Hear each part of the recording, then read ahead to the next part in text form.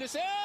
يا سيف دوس عليها وروح يا سيف، يا سيف دوس عليها وروح يضيع سيف. لكن بدايه مبشره الحقيقه. سيف الجزيري كان ليه راسيه الشوط الاول لكن مرت الحقيقه.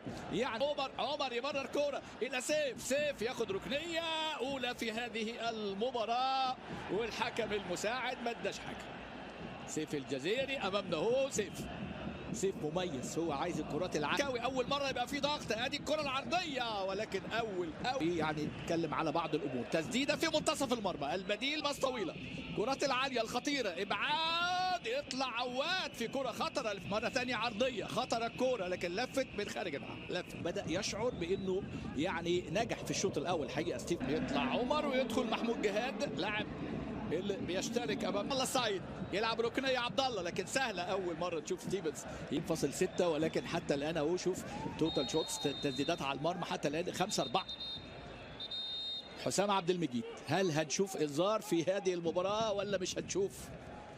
ارتفاع وارتقاء عالي وتدخل وتقلص وعضله ودخول قوي كان من جانب امامنا هو اندري ديونج. سلامات ليك يا سيف. ادي شلبي حط جسمه شلبي لكن ضاعت ساكا لكن يقطع مره ثانيه. الونش، بص الونش دايما القرار. اللاعب كيبا بداوا يطمعوا، عدى خطير كيبا ولكن سهل. سيف على طول يحاول يلف كره عرضيه سيف ولكن على طول سهله. ناصر ماهر يطلع، ناصر ماهر دقيقه 66. ناصر ماهر وسيف الجزيري ودخول ناصر منسي ومحمود بالتالي. فتوح يعلق كرة عالية لكن الدفاع يتعامل مع كله خايف يدخل لكن دونجا خلصها. العب يا دونجا، خلي الحكم هو اللي عنده القرار وحكم اللقاء. تطلع إلى خارج الملعب، تطلع ركلة مرمى خطيره الكوره. حسام عبد المجيد يخلصها وادي جاي مكمل بوتساكا لكن خلصها جهاد مره ثانيه. هنا وادي عبد الله السعيد، واحده من الكرات راسيه لكن سهله جابها فتوح، يلعب كره عاليه فتوح. سهله فتوح. الكرات العاليه حتى الان، الكرات العاليه اللي اتعملت غير دقيقه بالمره. التنزاني انطلاقه جديده 27 ابريل ان شاء الله.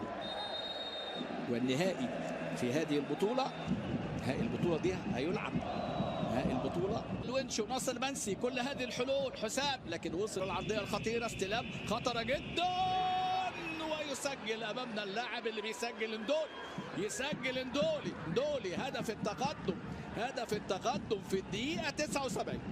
اندولي في الدقيقه 79. شوف كره القدم تكافئ من يلعب. والزمالك الشوط الثاني يعني تحس ان يعني بيسيرو تحس مهنج، راجل فاصل تماما وبيسجل امامنا في الوقت الصعب. ادي الكره العاليه، مش ممكن. فرصه كبيره اللي فاتت دي امامنا. دونجا هو دخل في الشباك ويضيع التعادل. عبد الله السعيد يعمل الحلول في وقت يعني